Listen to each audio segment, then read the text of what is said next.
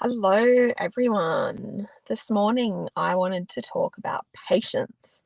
And there's a couple of reasons I wanted to talk about patience. The biggest reason is that patience seems to be a lesson that I learn and relearn, and then learn some more, and then learn some more. It doesn't seem to be one of those lessons that I learn and then I'm done with it. It seems to be a reoccurring theme in my life.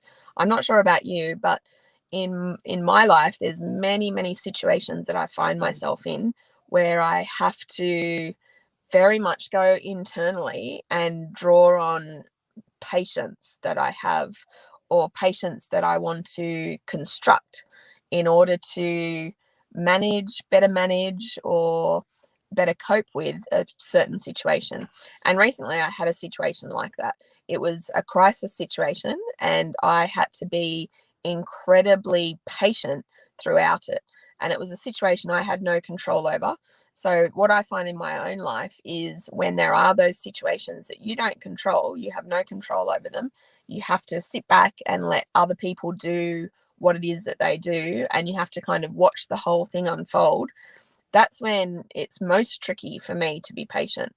And I remember the words of my good friend Jen, who will say, go back to your breath. And the best tip that I have for developing patience is about going back to the breath.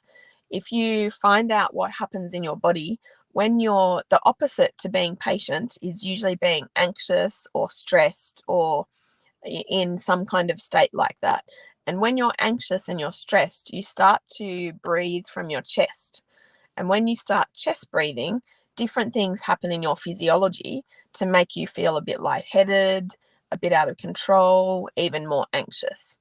So, what you need to do the minute you feel like you need to develop some patience, you go to your breath and you drop from breathing in your chest and you start breathing in your tummy.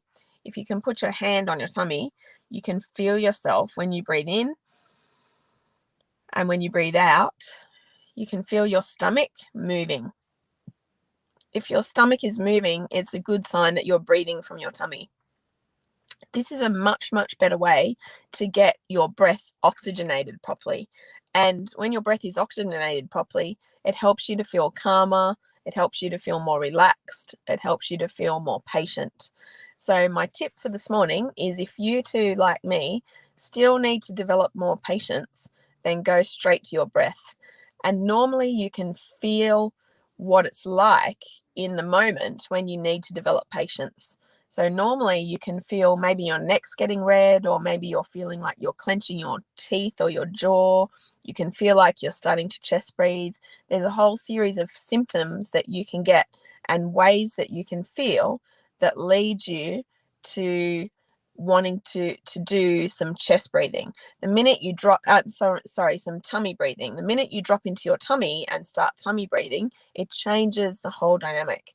So my hot tip for you today is, if you want to develop more patience, because after all, patience is a virtue and it's a very important virtue, then breathe from your belly. If you are interested in other tips like this, we have a mindset certification coming up on the 2nd of September. And in this mindset certification, we go through 5 stages of mindset, and we get you to understand what it is like for you to be in those stages, and what it's like for other people to be in those stages.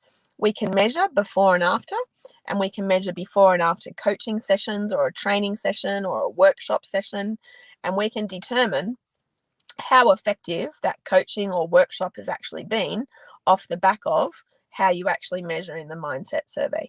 So if you're interested in becoming certified in our mindset methodology, then all the details you'll need are in the link below, and we would love to see you come along. It's in Newcastle and it's on the 2nd of September. Take care.